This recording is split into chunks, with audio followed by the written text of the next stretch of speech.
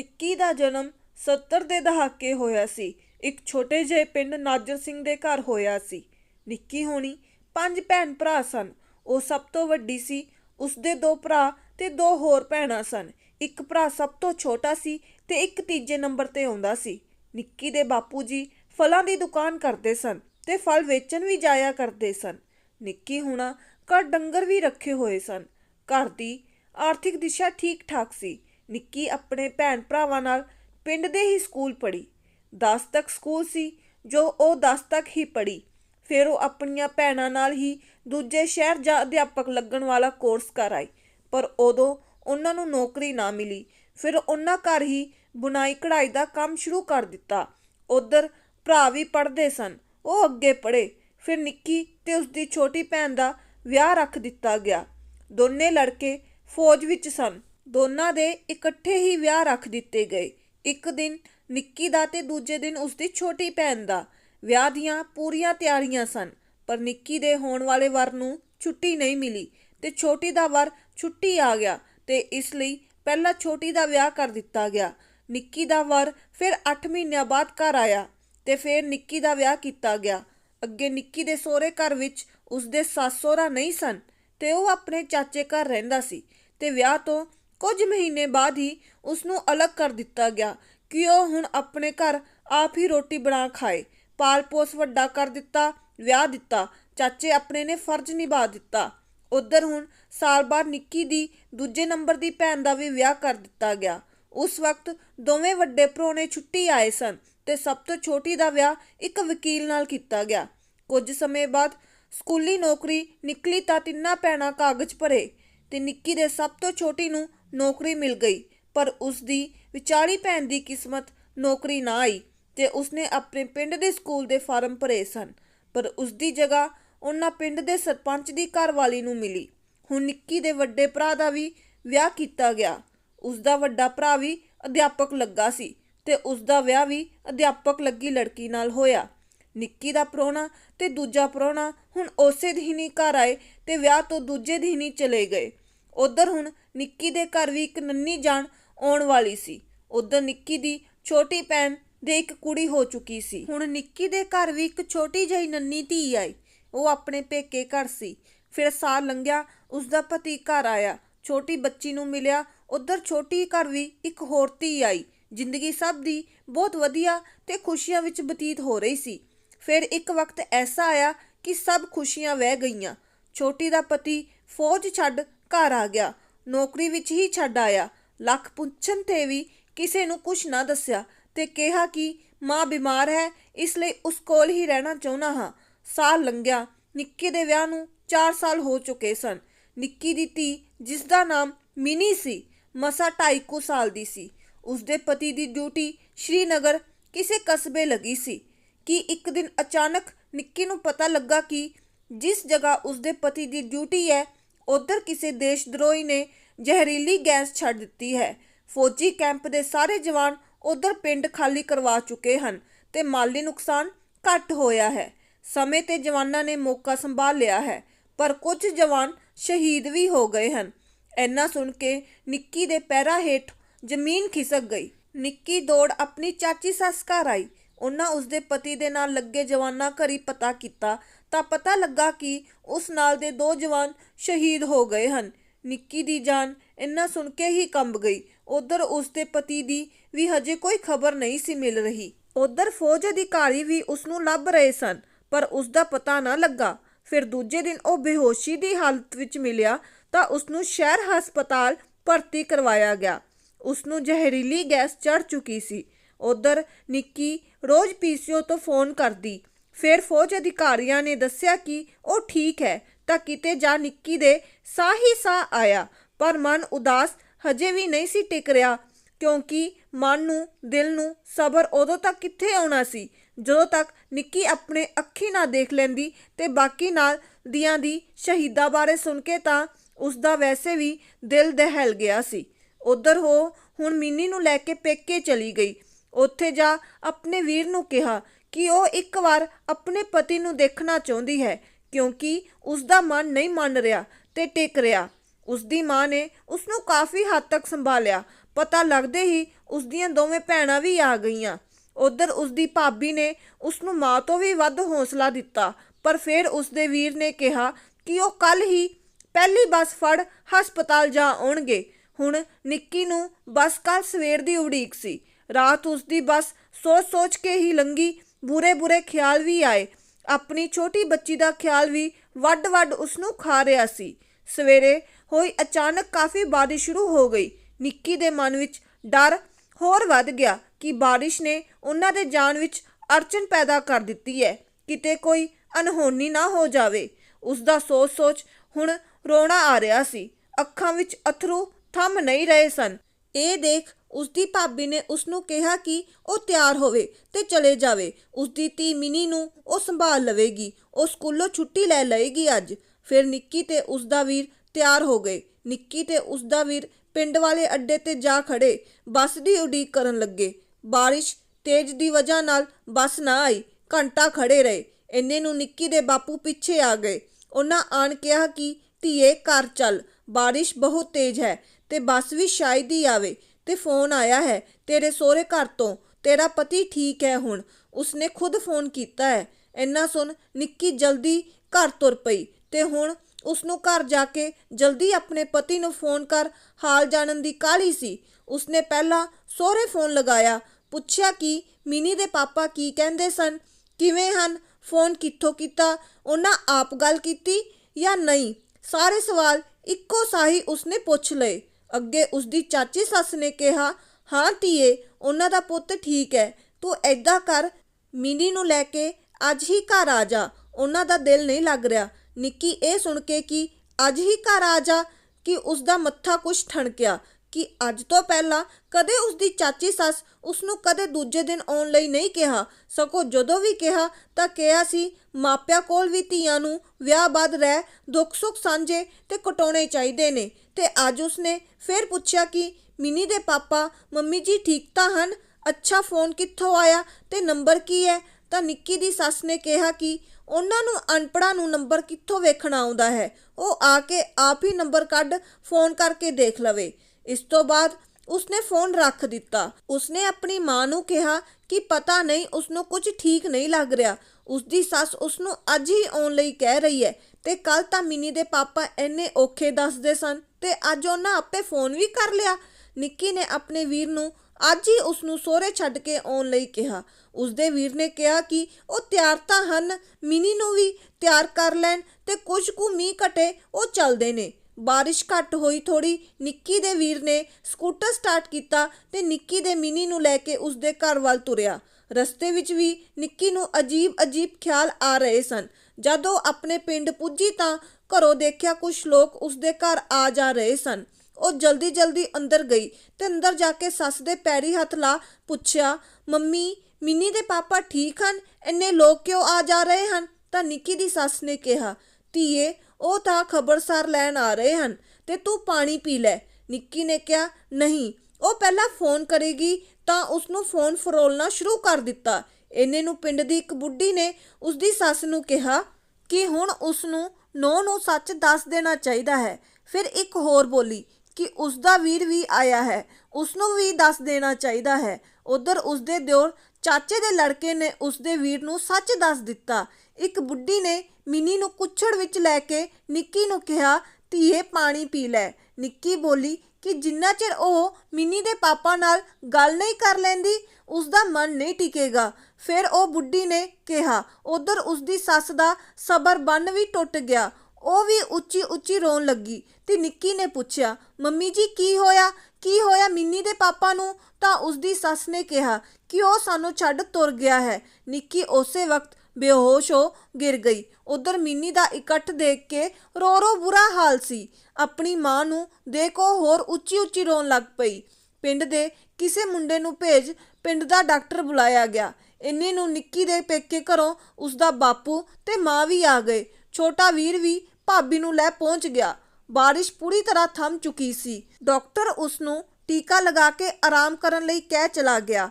ਕੁਝ ਸਮੇਂ ਬਾਅਦ ਉਸਨੂੰ ਹੋਸ਼ ਆਇਆ। ਉਹ ਫਿਰ ਉੱਚੀ ਰੋਣ ਲੱਗੀ। ਉਸਦੀ ਮਾਂ ਭਾਬੀ ਉਸਨੂੰ ਚੁੱਪ ਕਰਵਾਇਆ। ਉਸਦੀ ਮਾਂ ਨੇ ਕਿਹਾ, ਪੁੱਤ ਰੋਣਾ ਨਹੀਂ, ਸਗੋਂ ਉਸਨੂੰ ਮਾਣ ਹੋਣਾ ਚਾਹੀਦਾ ਹੈ ਕਿ ਉਸਦੇ ਪਤੀ ਦੀ ਵਜ੍ਹਾ ਨਾਲ ਕਿੰਨੇ ਮਾਸੂਮ ਲੋਕਾਂ ਦੀ ਜਾਨ ਬਚੀ ਹੋਣੀ ਹੈ।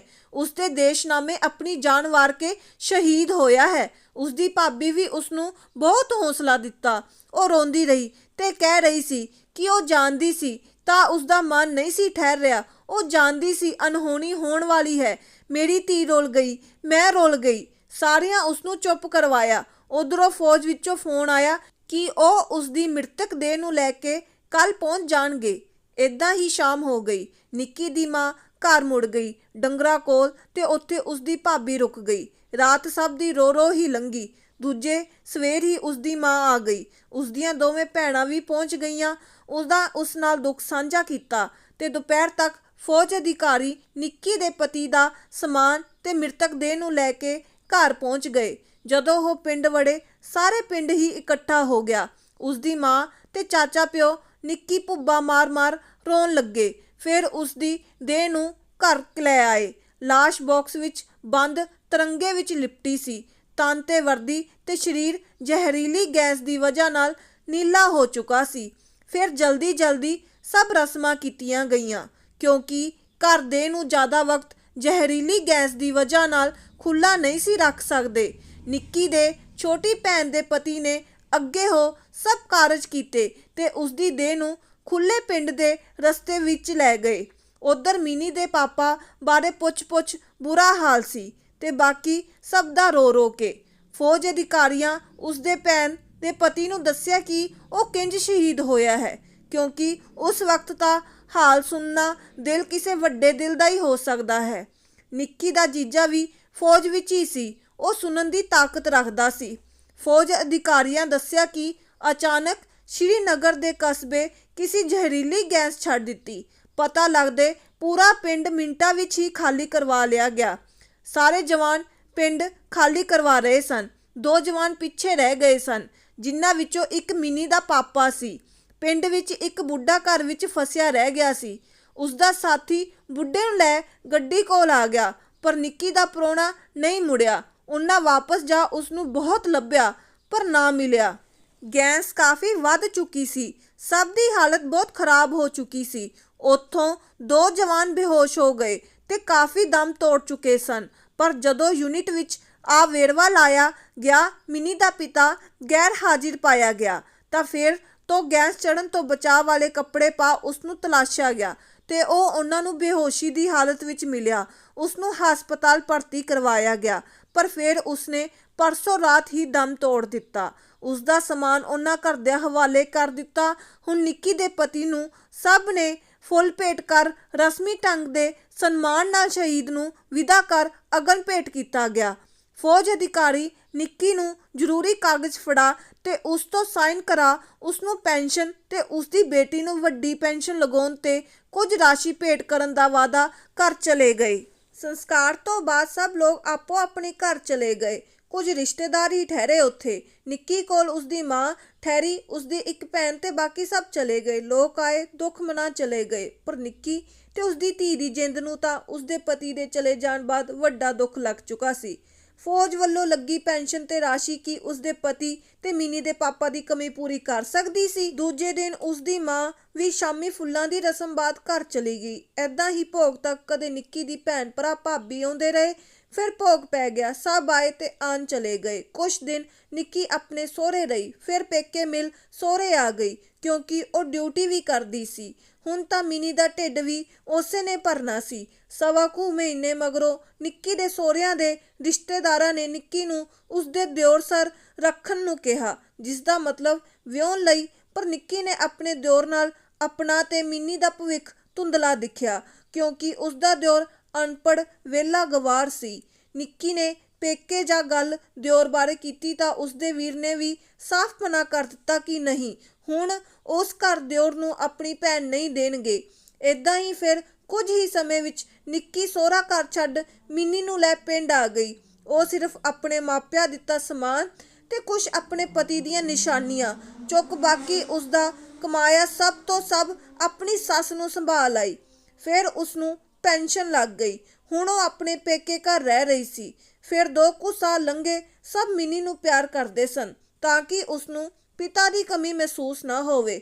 ਉਸਦੇ ਮਾਮੇ ਮਾਸੜ ਸਭ। ਨਿੱਕੀ ਦੇ ਛੋਟੇ ਭਰਾ ਨੂੰ ਵੀ ਹੁਣ ਕਾਲਜ ਅਧਿਆਪਕ ਦੀ ਨੌਕਰੀ ਮਿਲ ਗਈ ਸੀ। ਉਸਦੀ ਡਿਊਟੀ ਦੂਰ ਸੀ ਤਾਂ ਕਰਕੇ ਉਹ ਉੱਥੇ ਸ਼ਹਿਰ ਹੀ ਰਹਿਣ ਲੱਗਾ। ਫਿਰ ਨਿੱਕੀ ਦੇ ਛੋਟੇ ਭਰਾ ਦਾ ਵਿਆਹ ਵੀ ਆ ਗਿਆ। ਹੁਣ ਸਾਰੇ ਰਿਸ਼ਤੇਦਾਰ ਵਿਆਹ ਵਿੱਚ ਸ਼ਾਮਲ ਹੋਏ। ਵੱਡੇ ਪ੍ਰਾਹੁਣੇ ਨੇ ਅੱਗੇ ਹੋ ਸਭ ਪ੍ਰਾਹੁਣਿਆਂ ਵਾਲੀਆਂ ਰਸਮਾਂ ਕਰੀਆਂ, ਪਰ ਸਾਰੇ ਕਾਸੇ ਵਿੱਚ ਨਿੱਕੀ ਤੇ ਮਿਨੀ ਨੂੰ ਵੀ ਨਾਲ ਹੀ ਰੱਖਿਆ ਗਿਆ। ਉਸਦੇ ਛੋਟੇ ਭਰਾ ਦਾ ਵਿਆਹ ਹੋ ਗਿਆ। ਫਿਰ ਉਸਦੀ ਪਤਨੀ ਨੇ ਉਸਦੇ ਭਰਾ ਦੇ ਨਾਲ ਹੀ ਤੋਰ ਦਿੱਤਾ ਗਿਆ, ਕਿਉਂਕਿ ਹੁਣ ਉਸਦੇ ਭਰਾ ਨੂੰ ਇਕੱਲੇ ਰੋਟੀ ਬਣਾਉਣ ਦੀ ਜ਼ਰੂਰਤ ਨਹੀਂ, ਤਾਂ ਉਸਦੀ ਪਤਨੀ ਨੂੰ 4-5 ਮਹੀਨਿਆਂ ਬਾਅਦ ਹੀ ਉਸਦੇ ਨਾਲ ਤੋਰ ਦਿੱਤਾ ਗਿਆ। ਵਕਤ ਬੀਤਿਆ। ਹੁਣ ਨਿੱਕੀ ਦੀ ਵੱਡੀ ਭਾਬੀ ਦੇ ਸੁਭਾਅ ਵਿੱਚ ਬਦਲਾਵ ਆ ਗਿਆ। ਉਹ ਵੀ ਹੁਣ ਨਿੱਕੀ ਤੇ ਮਿਨੀ ਤੇ ਖਿਜੀ ਰਹਿੰਦੀ। ਹੁਣ ਨਿੱਕੀ ਨੂੰ ਉੱਥੇ ਰਹਿਣਾ ਔਖਾ ਲੱਗ ਰਿਹਾ ਸੀ। ਉਸਨੇ ਆਪਣੇ ਬਾਪੂ ਤੇ ਮਾਂ ਨਾਲ ਗੱਲ ਕਰ ਪਿੰਡ ਤੋਂ ਥੋੜੀ ਦੂਰ ਪੈਂਦੇ ਸ਼ਹਿਰ ਵਿੱਚ ਜਗ੍ਹਾ ਲੈ ਲਈ। ਜੋ ਪੈਸੇ ਉਸਨੂੰ ਫੌਜ ਵਿੱਚੋਂ ਮਿਲੇ ਸਨ, ਹੁਣ ਉਧਰ ਕੁਝ ਟਾਈਮ ਤੱਕ ਘਰ ਬਣਾਉਣ ਦਾ ਕੰਮ ਸ਼ੁਰੂ ਹੋ ਗਿਆ। ਉਸਦੀ ਭਾਬੀ ਹੁਣ ਉਸਨੂੰ ਬੁਲਾਉਣੋਂ ਵੀ ਹਟ ਗਈ। ਛੋਟੀ ਮਿਨੀ ਦਾ ਇੱਕ ਦਿਨ ਜਨਮ ਦਿਨ ਆਇਆ। ਉਸਦੇ ਮਾਮੇ ਉਸਨੂੰ ਫਰਾਕ ਲਿਆ ਕੇ ਕੇਕ ਲਿਆ ਦਿੱਤਾ। ਉਹ ਫਰਾਕ ਪਾ ਕੇਕ ਦੇਣ ਜਦ ਕੋਲੀ ਵਿੱਚ ਪਾ ਮਾਮੀ ਨੂੰ ਦੇਣ ਗਈ ਤਾਂ ਉਸਦੀ ਮਾਮੀ ਨੇ ਮਿੰਨੀ ਹੱਥੋਂ ਕੋਲੀ ਫੜ ਵਗਾ ਮਾਰੀ। ਛੋਟੀ ਮਿੰਨੀ ਡਰ ਗਈ ਤੇ ਰੋਂਦੀ ਰੋਂਦੀ ਮਾਂ ਕੋਲ ਆ ਗਈ। ਨਿੱਕੀ ਦੇ ਬਾਪੂ ਤੇ ਭਰਾ ਨੇ ਭਾਬੀ ਨੂੰ ਝਿੜਕਿਆ, ਪਰ ਨਿੱਕੀ ਨੇ ਕਿਹਾ ਕਿ ਸ਼ਾਇਦ ਉਹ ਸਾਡੇ ਕਰਕੇ ਇੰਜ ਕਰਦੀ ਹੈ। ਤਾਂ ਉਸਦੇ ਬਾਪੂ ਨੇ ਕਿਹਾ ਕਿ ਉਹ ਆਪਣੀ ਧੀ ਦਾ ਟਾਈਮ ਤਾਂ ਟਪਾਉਣਗੇ ਹੀ, ਤੇ ਉਸਦੇ ਭਰਾ ਭਾਬੀ ਨੂੰ ਅਲੱਗ ਕਰ ਦਿੱਤਾ। ਉਸਦੇ ਭਰਾ ਨਾ ਚਾਹੁੰਦੇ ਹੋਏ ਵੀ ਅਲੱਗ ਹੋ ਗਿਆ। ਕੁਝ ਦਿਨਾਂ ਬਾਅਦ ਹੀ ਉਸਦੀ ਭਾਬੀ ਨਿੱਕੀ ਦੇ ਵੀਰੇ ਨੂੰ ਜ਼ੋਰ ਪਾ ਪਿੰਡ ਛੱਡ ਸ਼ਹਿਰ ਆ ਗਈ।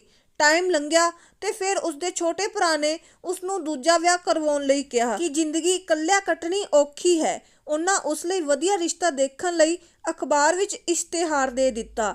ਕਾਫੀ ਲੜਕਿਆਂ ਦੇ ਫੋਨ ਆਏ, ਪਰ ਉਹਨਾਂ ਦੇਖਿਆ ਕਿ ਜੋ ਉਹਨਾਂ ਦੀ ਭੈਣ ਦਾ ਦੁੱਖ ਸਮਝ ਸਕੇ, ਉਹ ਵਰ ਦੇਖਿਆ। ਫਿਰ ਉਹਨਾਂ ਇੱਕ ਲੜਕਾ ਪਸੰਦ ਕੀਤਾ ਜਿਸ ਦੀ ਪਹਿਲੀ ਪਤਨੀ ਦੀ ਮੌਤ ਹੋ ਚੁੱਕੀ ਸੀ ਤੇ ਉਸਦੇ 2 ਛੋਟੇ ਬੱਚੇ ਸਨ। ਨਿੱਕੀ ਦੇ ਛੋਟੇ ਭਰਾ ਨੂੰ ਲੱਗਿਆ ਕਿ ਇਹ ਲੜਕਾ ਨਿੱਕੀ ਲਈ ਠੀਕ ਰਹੇਗਾ, ਕਿਉਂਕਿ ਉਹ ਵੀ ਵਧੀਆ ਸਰਕਾਰੀ ਮਹਿਕਮੇ ਵਿੱਚ ਨੌਕਰੀ ਕਰਦਾ ਸੀ ਤੇ ਉਸਨੂੰ ਵੀ ਆਪਣੇ ਬੱਚਿਆਂ ਲਈ ਮਾਂ ਦੀ ਲੋੜ ਸੀ ਤੇ ਜੀਵਨ ਸਾਥੀ ਨੂੰ ਖੋਣ ਦਾ ਦੁੱਖ ਉਹ ਜਾਣਦਾ ਸੀ। ਇਹ ਸੋਚ ਉਸਦੇ ਛੋਟੇ ਭਰਾ ਉਹ ਲੜਕਾ ਨਿੱਕੀ ਲਈ ਚੁਣਿਆ। ਫਿਰ ਉਸਨੇ ਆਪਣੇ ਬਾਪੂ ਜੀ ਤੇ ਮਾਂ ਨਾਲ ਗੱਲ ਕੀਤੀ। ਵੱਡੇ ਵੀਰ ਨੇ ਵਿਆਹ ਲਈ ਹਾਮੀ ਭਰਨ ਤੋਂ ਪਹਿਲਾਂ ਨਿੱਕੀ ਤੋਂ ਪੁੱਛਿਆ ਕਿ ਉਸਨੂੰ ਲੜਕਾ ਪਸੰਦ ਹੈ। ਉਸਦੇ 2 ਬੱਚੇ ਵੀ ਨੇ, ਉਹ ਉਹਨਾਂ ਨੂੰ ਸੰਭਾਲ ਪਾਵੇਗੀ ਜਾਂ ਨਹੀਂ। ਨਿੱਕੀ ਨੇ ਵਿਆਹ ਲਈ ਆਪਣੇ ਭਰਾਵਾਂ ਦੇ ਕਹੇ ਹਾਂ ਕਰ ਦਿੱਤੀ। ਫਿਰ ਨਿੱਕੀ ਦਾ ਦੂਜਾ ਵਿਆਹ ਹੋ ਗਿਆ। ਹੁਣ ਉਹ ਆਪਣੇ ਘਰ ਆ ਗਈ ਜੋ ਉਸਨੇ ਬਣਾਇਆ ਸੀ। ਨਿੱਕੀ ਨੇ ਪਹਿਲ ਅਜੇ ਤਾਂ ਸਭ ਵਧੀਆ ਚੱਲ ਰਿਹਾ ਸੀ। ਨਿੱਕੀ ਦਾ ਦੂਜਾ ਪਤੀ ਉਸਦੀ ਬਹੁਤ ਕੇਅਰ ਕਰਦਾ ਸੀ। ਸਾਰੇ ਰਿਸ਼ਤੇਦਾਰੀ ਉਹ ਮਿਲ ਆਏ ਤੇ ਬੱਚਿਆਂ ਨੂੰ ਵੀ ਲੈ ਕੇ ਗਏ। ਚਲੋ ਹੁਣ ਬੱਚਿਆਂ ਨੂੰ ਵੀ ਮਾਪਿਓ ਦੋਨਾਂ ਦਾ ਪਿਆਰ ਮਿਲ ਗਿਆ। 1.5 ਸਾਲ ਬਾਅਦ ਨਿੱਕੀ ਕੋਲ ਇੱਕ ਹੋਰ ਧੀ ਹੋ ਗਈ। ਨਿੱਕੀ ਦੀ ਭਾਬੀ ਤਾਂ ਨਿੱਕੀ ਦੀ ਨਵੀਂ ਧੀ ਦੇਖਣ ਆਈ ਹੀ ਨਹੀਂ। ਵੱਡੇ ਆਪਰੇਸ਼ਨ ਨਾਲ ਨਿੱਕੀ ਦੇ ਦੂਜੀ ਧੀ ਹੋਈ ਸੀ। ਉਹ ਉਸ ਨਾਲ ਹੁਣ ਉਹ ਹੋਇਆ ਜੋ ਉਸਨੇ ਕਦੇ ਸੁਪਨੇ ਵਿੱਚ ਵੀ ਨਹੀਂ ਸੋਚਿਆ ਸੀ। ਉਸਦੇ ਪਤੀ ਨੇ ਸ਼ਰਾਬ ਪੀ ਉਸਨੂੰ ਉਸਦੇ ਧੀ ਹੋਈ ਦੇ 10 ਦਿਨਾਂ ਬਾਅਦ ਕੁੱਟਮਾਰ ਕਰਨੀ ਸ਼ੁਰੂ ਕਰ ਦਿੱਤੀ। ਪਹਿਲੀ ਵਾਰ ਨਿੱਕੀ ਨਾਲ ਅਜਿਹਾ ਹੋਇਆ ਤੇ ਉਸਨੇ ਆਪਣੇ ਪਤੀ ਦਾ ਇਹ ਰੂਪ ਦੇਖਿਆ। ਉਸਨੇ ਆਪਣੀ ਮਾਂ ਨੂੰ ਦੱਸਿਆ। ਨਿੱਕੀ ਦੇ ਬਾਪੂ ਜੀ ਆ ਗਏ। ਨਿੱਕੀ ਕੋਲ ਆਣ ਬੋਲੇ ਕਿ ਬਸ ਨਿੱਕੀ, ਅਸੀਂ ਤੈਨੂੰ ਸੁਖੀ ਰਹਿਣ ਲਈ ਵਿਆਹਿਆ ਸੀ, ਨਾ ਕਿ ਦੁਖੀ ਲਈ। ਫਿਰ ਨਿੱਕੀ ਦੇ ਪਤੀ ਨੇ ਇੰਨਾ ਸੁਣ ਕੇ ਨਿੱਕੀ ਦੇ ਬਾਪੂ ਦੇ ਬੜੇ ਪੈਰ ਫੜੇ, ਤਰਲੇ ਕੀਤੇ ਤੇ ਕਿਹਾ ਕਿ ਗਲਤੀ ਹੋ ਗਈ ਤੇ ਉਸਦੇ ਬੱਚੇ ਤੇ ਘਰ ਨਿੱਕੀ ਬਿਨਾਂ ਰੋਲ ਜਾਣਗੇ। ਨਿੱਕੀ ਰੋ ਰਹੀ ਸੀ ਕਿ ਅਗਰ ਅੱਜ ਮਿਨੀ ਦਾ ਫੌਜੀ ਬਾਪ ਜਿਉਂਦਾ ਹੁੰਦਾ ਤਾਂ ਉਸਨੂੰ ਇਹ ਦਿਨ ਨਾ ਦੇਖਣਾ ਪੈਂਦਾ। ਚਲੋ ਫਿਰ ਮਿੰਤਾ ਕਰ ਉਸਨੇ ਨਿੱਕੀ ਦੇ ਬਾਪੂ ਨੂੰ ਮਨਾ ਲਿਆ, ਪਰ ਨਿੱਕੀ ਦੇ ਬਾਪੂ ਉਸਨੂੰ ਚੰਗੀ ਤਰ੍ਹਾਂ ਤਾੜ ਕੇ ਗਏ ਕਿ ਅਗਰ ਇਹ ਗਲਤੀ ਉਸਨੇ ਦੁਬਾਰਾ ਕੀਤੀ ਤਾਂ ਉਹ ਬਿਨਾਂ ਕੁਝ ਕਹੇ ਬਸ ਆਪਣੀ ਧੀ ਨੂੰ ਲੈ ਕੇ ਜਾਣਗੇ ਤੇ ਆਪਣੀ ਧੀ ਨੂੰ ਰੱਖ ਸਕਦੇ ਨੇ। ਇੰਨੇ ਜੋਗੇ ਉਹ ਹਨ। ਚਲੋ ਉਸ ਦਿਨ ਤਾਂ ਨਿੱਕੀ ਦਾ ਪਤੀ ਉਸਦੇ ਬਾਪੂ ਦਾ ਰੂਪ ਦੇਖ ਕੇ ਡਰ ਗਿਆ। ਅੱਗੇ ਸ਼ਰਾਬ ਪੀਂਦਾ ਪਰ ਨਿੱਕੀ ਨੂੰ ਕੁਛ ਨਾ ਕਹਿੰਦਾ। ਉਧਰ ਨਿੱਕੀ ਦੀ ਵੱਡੀ ਭਾਬੀ ਤਾਂ ਕਦੇ ਭੁੱਲ ਭੁਲੇਖੇ ਹੀ ਨਿੱਕੀ ਨੂੰ ਫੋਨ ਕਰਦੀ। ਛੋਟੀ ਵੀ ਦੂਰ ਰਹਿੰਦੀ ਸੀ। ਬਸ ਨਿੱਕੀ ਦੀ ਇੱਕ ਉਸ ਤੋਂ ਛੋਟੀ ਭੈਣ ਤੇ ਮਾਂ ਹੀ ਸਨ ਜੋ ਉਸਦੇ ਕੋਲ ਜ਼ਿਆਦਾ ਆਉਂਦੀਆਂ ਜਾਂਦੀਆਂ ਸੀ। ਸਭ ਵਧੀਆ ਚੱਲ ਰਿਹਾ ਸੀ। ਨਿੱਕੀ ਦੇ ਪਤੀ ਨੇ ਸਭ ਨਾਲ ਪਿਆਰ ਨਾਲ ਰਹਿ ਭੇਤ ਪਾ ਲਿਆ। ਸਾਲ ਬੀਤ ਗਏ। ਹੁਣ ਮਿਨੀ ਵੀ 18 ਸਾਲ ਦੀ ਹੋ ਚੁੱਕੀ ਸੀ। ਹੁਣ ਉਹਨਾਂ ਘਰ ਬੱਚਿਆਂ ਨੂੰ ਲੈ ਘਰੇ ਛੋਟੇ ਛੋਟੇ ਝਗੜੇ ਹੋਣੇ ਸ਼ੁਰੂ ਹੋ ਗਏ।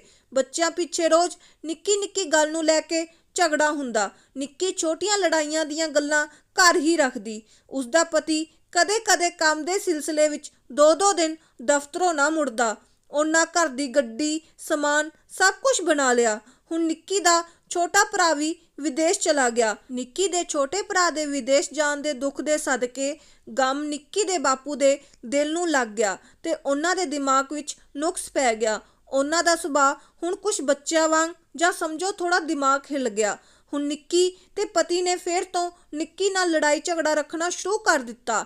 ਮਿਨੀ ਹੁਣ ਕਾਲਜੀ ਨਰਸਿੰਗ ਕਰਨ ਲੱਗ ਗਈ। ਮਿਨੀ ਦੀਆਂ ਆਦਤਾਂ ਵੀ ਹੁਣ ਬਦਲ ਗਈਆਂ। ਮਾਪਿਆਂ ਨੂੰ ਝਗੜਦੇ ਦੇਖ ਬੱਚੇ ਵਿਗੜ ਹੀ ਜਾਂਦੇ ਨੇ, ਸੋ ਬੱਚੇ ਵੀ ਵਿਗੜਨੇ ਸ਼ੁਰੂ ਹੋ ਗਏ। ਮਿਨੀ ਨੇ ਪਹਿਲਾਂ ਸ਼ਹਿਰ ਕਾਲਜੀ ਲੱਗਣ ਦੀ ਜਿੱਦ ਕੀਤੀ ਤੇ ਫਿਰ ਮੋਬਾਈਲ ਫੋਨ ਲੈਣ ਲਈ ਜਿੱਦ। ਟਾਈਮ ਟੱਪੀ ਗਿਆ। ਮਿਨੀ ਨੂੰ ਕਿਸੇ ਲੜਕੇ ਨਾਲ ਪਿਆਰ ਪੈ ਗਿਆ। ਮਿਨੀ ਗਲਤ ਰਸਤੇ ਤੁਰ ਪਈ। ਇੱਕ ਦਿਨ ਘਰ ਵੀ ਪਤਾ ਚੱਲ ਗਿਆ। ਹੁਣ ਮਿਨੀ ਘਰੇ ਉਸ ਮੁੰਡੇ ਨਾਲ ਵਿਆਹ ਕਰਵਾਉਣ ਲਈ ਘਰੇ ਕਹਿਣ ਤੇ ਲੜਨ ਲੱਗੀ। ਫਿਰ ਉਸਦੇ ਪਾਪਾ ਨੇ ਮੁੰਡੇ ਬਾਰੇ ਪਤਾ ਕੀਤਾ ਤਾਂ ਉਹ ਇੱਕ ਵਿਹਲੜ ਤੇ ਨਿਕੰਮਾ ਲੜਕਾ ਸੀ। ਉਸਦਾ ਪਹਿਲਾਂ ਵੀ ਵਿਆਹ ਹੋ ਚੁੱਕਾ ਸੀ ਤੇ ਤਲਾਕ ਵੀ ਹੋ ਚੁੱਕਾ ਸੀ। ਇੱਕ ਲੜਕੀ ਵੀ ਸੀ ਉਸਦੇ। ਮਿਨੀ ਨੂੰ ਮਾਂ ਪਿਓ ਦੋਨਾਂ ਬਹੁਤ ਸਮਝਾਇਆ, ਪਰ ਨਿੱਕੀ ਨੇ ਇਹ ਗੱਲ ਘਰ ਰੱਖ ਹੀ ਸੁਲਝਾਉਣ ਦੀ ਕੋਸ਼ਿਸ਼ ਕੀਤੀ, ਕਿਉਂਕਿ ਉਹ ਆਪਣੀ ਵੱਡੀ ਭਾਬੀ ਦੇ ਸੁਭਾਅ ਨੂੰ ਤਾਂ ਜਾਣਦੀ ਹੀ ਸੀ ਤੇ ਉਸਦੇ ਬਾਪੂ ਜੀ ਉਹਨਾਂ ਦੀ ਪਹਿਲਾਂ ਹੀ ਦਿਮਾਗੀ ਹਾਲਤ ਠੀਕ ਨਹੀਂ ਸੀ। ਇੱਕ ਦਿਨ ਫਿਰ ਮਿਨੀ ਕਾਲਜ ਗਈ, ਵਾਪਸ ਹੀ ਨਾ ਮੁੜੀ। ਨਿੱਕੀ ਦੇਰ ਰਾਤ ਤੱਕ ਉਸਨੂੰ ਉਡੀਕਦੀ ਰਹੀ। ਨਾ ਮਿਨੀ ਦਾ ਫੋਨ ਲੱਗ ਰਿਹਾ ਸੀ, ਨਾ ਕਿਤੋਂ ਪਤਾ। ਨਿੱਕੀ ਘਬਰਾ ਗਈ। ਉਸਨੇ ਆਪਣੇ ਸਾਰੇ ਰਿਸ਼ਤੇਦਾਰ ਘਰ ਫੋਨ ਕਰ ਮਿਨੀ ਉੱਥੇ ਤਾਂ ਨਹੀਂ ਆਈ ਪੁੱਛਿਆ। ਰਾਤ ਉਸਨੂੰ ਲੱਭਦੇ ਹੀ ਲੰਘ ਗਈ। ਉਸਦੇ ਮਨੀ ਬੁਰੇ ਖਿਆਲ ਆ ਰਹੇ ਸਨ। ਕਿਤੇ ਮਿਨੀ ਨੂੰ ਕੁਝ ਹੋ ਤਾਂ ਨਹੀਂ ਗਿਆ, ਕਿਤੇ ਮਿਨੀ ਨਾ ਕਿਸੇ ਨੂੰ ਕੁਝ ਗਲਤ ਤਾਂ ਨਹੀਂ ਕਰ ਦਿੱਤਾ। ਦੂਜੇ ਦਿਨ ਉਹਨਾਂ ਜਾ ਕੇ ਪੁਲਿਸ ਰਿਪੋਰਟ ਦੇ ਦਿੱਤੀ। ਪੁਲਿਸ ਨੇ ਵੀ ਕਾਰਵਾਈ ਸ਼ੁਰੂ ਕਰ ਦਿੱਤੀ, ਪਰ ਫੋਨ ਬੰਦ ਸੀ। ਕਾਲਜੋਂ ਉਹ ਘਰ ਜਾ ਚੁੱਕੀ ਸੀ। ਦੂਜੇ ਦਿਨ ਮਿਨੀ ਦਾ ਫੋਨ ਆਇਆ। ਉਸਨੇ ਕਿਹਾ ਕਿ ਉਸਨੇ ਵਿਆਹ ਕਰਵਾ ਲਿਆ ਹੈ। ਇਹ ਸੁਣ ਨਿੱਕੀ ਦੇ ਪੈਰੋਂ ਜ਼ਮੀਨ ਖਿਸਕ ਗਈ। ਮਿਨੀ ਨੇ ਇਕੱਲੇ ਘਰੋਂ ਭੱਜ ਕਰਦਿਆਂ ਤੋਂ ਬਾਹਰੀ ਹੋ ਕੇ ਉਸ ਲੜਕੇ ਨਾਲ ਵਿਆਹ ਕਰਵਾ ਲਿਆ। ਨਿੱਕੀ ਫੋਨ ਤੇ ਮਿਨੀ ਨੂੰ ਬਹੁਤ ਬੋਲੀ ਕਿ ਇਸੇ ਦਿਨ ਦੇਖਣ ਖਾਤਰ ਉਸਨੇ ਉਸਨੂੰ ਜਨਮ ਦਿੱਤਾ ਸੀ ਤੇ ਬਾਪ ਮਰੇ ਬਾਅਦ ਉਸਨੇ ਲੈ ਕੇ ਪੇਕੇ ਆ ਗਈ। ਇੰਨੇ ਦੁੱਖ ਦੇਖੇ ਉਸਨੇ ਉਸੇ ਖਾਤਰ ਦੇਖੇ। ਇੰਨਾ ਸੁਣ ਮਿਨੀ ਨੇ ਫੋਨ ਕੱਟ ਦਿੱਤਾ। ਉਧਰ ਨਿੱਕੀ ਦੀ ਮਾਂ, ਬਾਪੂ ਤੇ ਭੈਣ ਉਸਦੇ ਘਰੇ ਆਏ ਹੋਏ ਸਨ। ਇੰਨਾ ਫੋਨ ਸੁਣ ਕੇ ਹੀ ਨਿੱਕੀ ਫੁੱਟ-ਫੁੱਟ ਰੋਣ ਲੱਗੀ। ਜਦੋਂ ਮਾਂ ਨੇ ਪੁੱਛਿਆ ਤਾਂ ਬੋਲੀ ਕਿ ਉਸਦੇ ਕਰਮ ਹੀ ਫੁੱਟ ਗਏ ਸਨ। ਜਿਸ ਧੀ ਨੂੰ ਲੈ ਸਾਰੀ ਉਮਰ ਤੜਫੀ, ਅਜਿਹੇ ਸ਼ਰਾਬੀ ਨਾਲ ਕੱਟੀ, ਉਹ ਉਸਨੂੰ ਅੱਜ ਜਿੰਦਾ ਮਾਰ ਕੱਲ ਦੇ ਪਏ ਪਿਆਰ ਨਾਲ ਭੱਜ ਗਈ ਤੇ ਆਪਣੀ ਮਾਂ ਤੋਂ ਬਿਨਾਂ ਹੀ ਵਿਆਹ ਕਰਵਾ ਲਿਆ। ਮੈਂ ਤਾਂ ਇਹਨੂੰ ਹੱਦੋਂ ਵੱਧ ਪਿਆਰ ਕੀਤਾ। ਕਿੰਨਾ ਕੀਤਾ ਇਸਦਾ ਕਿ ਵਧੀਆ ਪੜ੍ਹ ਨੌਕਰੀ ਲੱਗ ਜਾਵੇ, ਪਰ ਸਾਰੀ ਜ਼ਿੰਦਗੀ ਦੀ ਮੇਰੀ ਮਿਹਨਤ ਖੂਹ ਖਾਤੇ ਪਾ ਗਈ। ਨਾਲ ਹੀ ਫੁੱਟ-ਫੁੱਟ ਰੋਈ ਜਾਵੇ ਆਪਣੇ ਕਰਮਾਂ ਨੂੰ। ਫਿਰ ਨਿੱਕੀ ਨੇ ਮਾਂ ਤੇ ਭੈਣ ਨੂੰ ਉਸਨੂੰ ਸਮਝਾਇਆ ਬਹੁਤ, ਪਰ ਕਿੱਥੇ, ਜਦੋਂ ਬੱਚੇ ਮਾਪਿਆਂ ਤੋਂ ਵਾਰੀ ਹੋ ਕੇ ਗਲਤ ਕਦਮ ਚੁੱਕ ਜਾਣ ਤਾਂ ਉਦੋਂ ਕੀ ਬੀਤਦੀ ਹੈ ਇਹ ਸਿਰਫ ਮਾਪੇ ਹੀ ਜਾਣਦੇ ਹਨ। ਉਹੀ ਇਸੇ ਵਕਤ ਨਿੱਕੀ ਦੇ ਦਿਲ ਤੇ ਬੀਤ ਰਹੀ ਸੀ। ਉਧਰ ਮਿਨੀ ਤਾਂ 2 ਦਿਨਾਂ ਦੇ ਪਿਆਰ ਵਿੱਚ ਅੰਨੀ ਹੋ ਮਾਂ ਦੇ ਕੀਤਾ ਕਰਾਇਆ ਪਿਆਰ ਸਭ ਭੁੱਲ ਬੈਠੀ ਸੀ। ਮਾਂ ਰੋਜ਼ ਉਸਨੂੰ ਫੋਨ ਕਰਨ ਲੱਗੀ ਕਿ ਉਹ ਠੀਕ ਤਾਂ ਹੈ, ਅਗਰ ਗਲਤ ਕਦਮ ਚੁੱਕ ਵੀ ਲਿਆ, ਪਰ ਮਾਂ ਹਮੇਸ਼ਾ ਆਪਣੇ ਬੱਚਿਆਂ ਦਾ ਭਲਾ ਤੇ ਚਿੰਤਾ ਕਰਦੀ। ਬੱਚੇ ਹੀ ਹੁੰਦੇ ਨੇ ਜੋ ਮਾਂ-ਬਾਪ ਦੀ ਨਹੀਂ ਸੁਣਦੇ, ਪਰ ਉਹਨਾਂ ਇਹ ਗੱਲ ਉਦੋਂ ਜਾ ਸਮਝ ਆਉਂਦੀ ਹੈ ਜਦੋਂ ਉਹ ਆਪ ਖੁਦ ਮਾਪੇ ਬਣਦੇ ਨੇ, ਫਿਰ ਉਹਨਾਂ ਤੇ ਬੀਤਦੀ ਹੈ। ਨਿੱਕੀ ਦਾ ਵੀ ਇਹੀ ਹਾਲ ਸੀ। ਉਹ ਰੋਜ਼ ਮਿਨੀ ਨੂੰ ਫੋਨ ਕਰਦੀ, ਅੱਗੋਂ ਉਹ ਆਕੜ ਕੇ ਗੱਲ ਕਰਦੀ। ਫਿਰ ਹਫ਼ਤਾ ਬੀਤਿਆ, ਘਰ ਮਿਨੀ ਦੇ ਵਿਆਹ ਦਾ ਮੈਰਿਜ ਸਰਟੀਫਿਕੇਟ ਆ ਗਿਆ। ਨਿੱਕੀ ਦੇ ਤਾਂ ਉਸਨੂੰ ਦੇਖ ਹੰਝੂ ਹੀ ਨਾ ਰੁਕੇ। ਉਹ ਸੋਚ ਰਹੀ ਸੀ ਕਿ ਉਸਨੇ ਮਿਨੀ ਦੇ ਵਿਆਹ ਦੇ ਸੁਪਨੇ ਸਜਾਏ, ਕਿੰਨੇ ਚਾਅ ਮਨਾਉਣੇ ਸੀ ਸਭ ਨੇ। ਉਹਦੇ ਸ਼ਹੀਦ ਪਿਓ ਦੇ ਸੁਪਨੇ ਜੋ ਉਸਨੇ ਮਿਨੀ ਦੇ ਵਿਆਹ ਦੇ ਦੇਖੇ ਸਨ ਉਹ ਵੀ ਪੂਰੇ ਕਰਨੇ ਸਨ, ਪਰ ਮਿਨੀ ਤਾਂ ਆਪਣੇ ਮਰੇ ਪਿਓ ਦੀ ਕਬਰ ਵੀ ਖੋਦ ਗਈ। ਉਸ ਵਕਤ ਉਸਦਾ ਦਿਲ ਧੁਰੋਂ ਟੁੱਟ ਰੋ ਰਿਹਾ ਸੀ, ਪਰ ਉਹ ਕਹਿ ਰਹੀ ਸੀ ਕਿ ਪਤਾ ਨਹੀਂ ਕੀ ਕਰਮਾਂ ਦਾ ਫਲ ਉਸਨੂੰ ਇਸ ਜਨਮੇ ਮਿਲਿਆ, ਪਰ ਕੋਈ ਗੱਲ ਨਹੀਂ, ਹੁਣ ਜਦ ਮਿਨੀ ਖੁਦ ਮਾਂ ਬਣੇਗੀ ਤਾਂ ਮਾਂ ਦਾ ਦਿਲ ਕੀ ਹੁੰਦਾ ਹੈ ਉਦੋਂ ਉਸਨੂੰ ਪਤਾ ਲੱਗੂ। ਅਗਲੇ ਦਿਨ ਉਹਨਾਂ ਮਿਨੀ ਨੂੰ ਫੋਨ ਕੀਤਾ ਤੇ ਉਸ ਤੋਂ ਪਤਾ ਪੁੱਛਿਆ ਕਿ ਉਹ ਦੱਸ ਤਾਂ ਦਵੇ ਕਿਹੜੇ ਸ਼ਹਿਰ ਹੈ, ਉਹ ਉਸ ਇੱਕ ਵਾਰ ਵੇਖਣਾ ਚਾਹੁੰਦੇ ਨੇ। ਮਿਨੀ ਨੇ ਐਡਰੈਸ ਦੱਸ ਦਿੱਤਾ ਕਿਉਂਕਿ ਹੁਣ ਕੋਰਟ ਸਰਟੀਫਿਕੇਟ ਬਣ ਚੁੱਕਾ ਸੀ। ਮਿਨੀ ਜਾਣਦੀ ਸੀ ਕੋਈ ਹੁਣ ਵਿਆਹ ਨੂੰ ਲੈ ਕੇ ਕੁਝ ਨਹੀਂ ਕਰ ਸਕਦਾ, ਤਾਂ ਉਸਨੇ ਥਾਂ ਟਿਕਾਣਾ ਦੱਸ ਦਿੱਤਾ। ਉਸ ਥਾਂ ਨਿੱਕੀ ਦੇ ਸ਼ਹਿਰੋਂ ਘੱਟੋ ਘੱਟ 5 ਘੰਟੇ ਦੇ ਸਫ਼ਰ ਜਿੰਨੀ ਦੂਰ ਸੀ। ਅਗਲੇ ਦਿਨ ਨਿੱਕੀ ਤੇ ਉਸਦਾ ਪਤੀ ਗੱਡੀ ਵਿੱਚ ਚੱਲ ਪਏ। ਉਹਨਾਂ ਰਸਤੇ ਵਿੱਚ ਵੀ ਰੁਕ ਦੁਪਹਿਰ ਦੀ ਰੋਟੀ ਖਾ ਲਈ। ਫਿਰ ਉਹ ਮਿਨੀ ਦੇ ਦੱਸੇ ਪਤੇ ਤੇ ਪੁੱਛਦੇ ਪੁਛਾਉਂਦੇ ਪਹੁੰਚੇ। ਜਦੋਂ ਮਿਨੀ ਕੋਲ ਪਹੁੰਚੇ ਤਾਂ ਉਹਨਾਂ ਦੇਖਿਆ ਕਿ ਇੱਕ ਡਿੱਗਦਾ ਜਿਹਾ ਮਕਾਨ ਸੀ ਜਿਸ ਵਿੱਚ 2 ਕਮਰੇ, ਇੱਕ ਰਸੋਈ ਤੇ ਬਾਥਰੂਮ ਨੂੰ ਦਰਵਾਜ਼ਾ ਤੱਕ ਨਹੀਂ ਸੀ ਲੱਗਿਆ। ਉੱਥੇ ਪਿਛਲੇ ਕਮਰੇ ਵਿੱਚ ਮੰਜੇ ਤੇ ਮਿਨੀ ਲਾਲ ਚੂੜਾ ਪਾ, ਲਾਲ ਸੂਟ, ਗਲ ਮੰਗਲ ਸੂਤਰ, ਮੱਥੇ ਸੰਧੂਰ ਭਰੀ ਬੈਠੀ ਸੀ। ਨਿੱਕੀ ਦੀ ਇਹ ਦੇਖ ਕੇ ਹੀ ਅੱਖੀ ਅੱਥਰੂ ਵਗ ਪਏ ਤੇ ਉਸਦੇ ਪਤੀ ਨੇ ਵੀ ਮੱਥੇ ਤੇ ਹੱਥ ਮਾਰ ਕਿਹਾ ਕਿ ਮਿਨੀਏ ਇਹ ਕੀ ਕੀਤਾ, ਘੱਟੋ ਘੱਟ ਘਰ-ਵਾਰ ਤਾਂ ਚੱਜ ਦਾ ਦੇਖ ਲੈਂਦੀ, ਕਿੱਥੇ ਮਹਿਲ ਵਰਗੇ ਘਰੋਂ ਆ ਝੁੱਗੀ ਵਿੱਚ ਗਿਰ ਪਈ। ਇੰਨਾ ਸੁਣ ਮਿਨੀ ਮੂੰਹ ਫੁਲਾ ਅੰਦਰ ਵੜ ਗਈ। ਘਰ ਉਸਦੇ ਸੱਸ ਸਹੁਰਾ ਤੇ ਨਨੰਦ ਵੀ ਸਨ। ਬਾਕੀ ਦਾ ਪਾਠ ਅਗਲੇ ਭਾਗ ਵਿੱਚ।